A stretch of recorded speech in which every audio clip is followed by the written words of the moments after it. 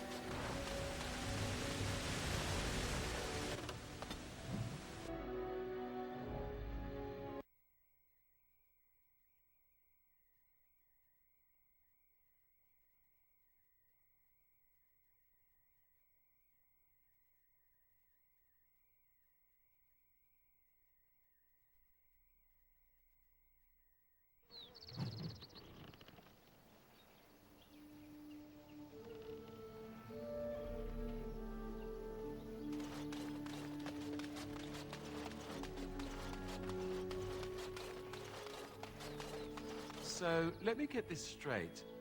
You were a cloistered sister? I trust there are no hard feelings about my questioning of you when you arrived. We Dalish must protect ourselves from trouble at all times.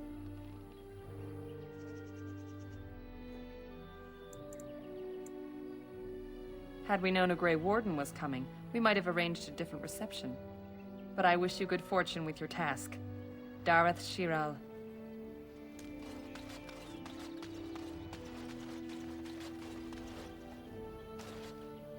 I greet you, stranger.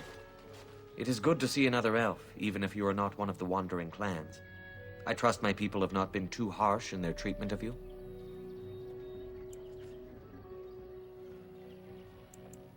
That is very generous of you.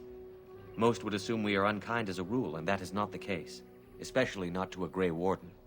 But we have lost much, and it is easy to forget simple niceties at such a time. I understand you will search for the wolves in the Brazilian forest. I would join you, but Zathrian has forbidden me. We are banned from entering the forest now. I have more cause than most, but I will not disobey my keeper.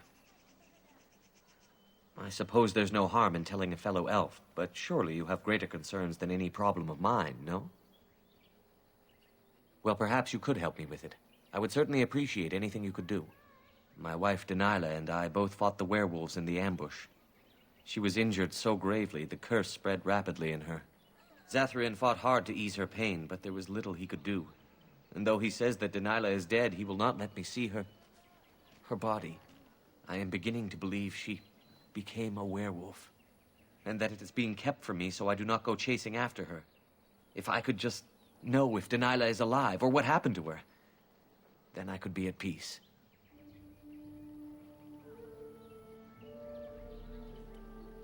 I have an amulet made by our craftsman. It's not much, but I would be happy to give it to you in return for any news.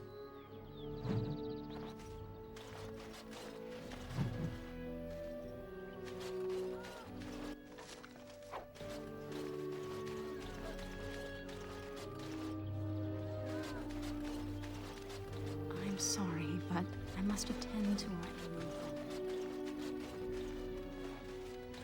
We few wanderers greet you, friend. We do not see many of our city brethren here in the woods. Would you help us break our fast? Come then and sit. Join us by the fire. I am Cyril, the clan's tale-teller. I understand you are venturing into the haunted forest to save our hunters. I suspect your efforts may be in vain. An entire group of our hunters went into the forest to do as you intend, and they have not returned. An outsider to the rescue, but of course, what were we doing trying to solve our own problems?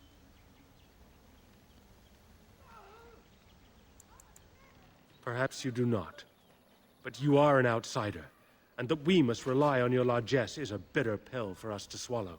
You are being most unkind, Cyril. Would you refuse our hunters' help simply because of the hand that offered it? You shame me, Lethalan. I have allowed my bitterness to cloud my better judgment. Forgive me, Grey Warden. It is most difficult to forget the lessons the Shemlin have taught us. Perhaps I can yet make amends.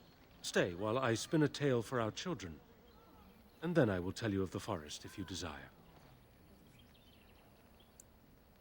Come and join us then, all of you. Now, what say we tell the story of the fall of the Dales? Which of you children knows that best? I think I do. Yes? Then come, child. Oh, don't be frightened of the outsiders. Now, where do you suppose such a tale should begin? When we were slaves? Yes. Long ago, our people were slaves to an empire the Shemlin had built on the darkest magic. They took away our history and our language and left us nothing. And then that empire fell. We were freed. Because Andraste came with her army, and Shartan joined her. Yes. Andraste, the Shemlin prophet, came out of the south and challenged the Tevinter Imperium. Our ancestor, Shartan, fought at her side. And when the rebellion came to an end, we were given a new homeland in the west, the Dales. We began to rebuild the culture and history we had lost in our years of slavery. We worshipped the creators and made the Dales our home. Perhaps you know what happened next, stranger. Do you know what happened to the Dales?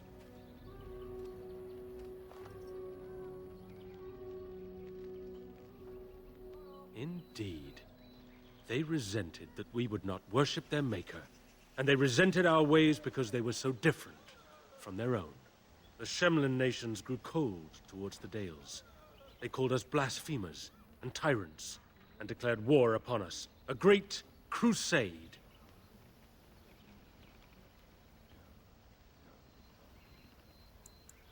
And which is worse, the actions of those who believed they were right, or the inaction of those who knew they were wrong? Oh, I am certain we played a part in our downfall. We believed that the Shemlin would not revoke their prophet's gift so lightly. We were wrong. They took our lands, forcing us to abandon our gods and live as beggars in Shemlin cities. But there were those of us who refused to abandon our ways. They emblazoned the symbols of the creators upon their flesh and vowed to keep their ancient lore alive. That's us. That's the Dalish. Indeed, child. We chose to wander, homeless, rather than be ruled by the Shemlin. And all our clans wander alone until the day we have a homeland once more. Then we bring the old ways back to our people, because they have forgotten it all. For we are the Dalish, the keepers of the lost law. The walkers of the lonely path. We are the Elvenan, and never again shall we submit. And that is the tale of the Dales, stranger. Thank you for allowing us to tell it to you.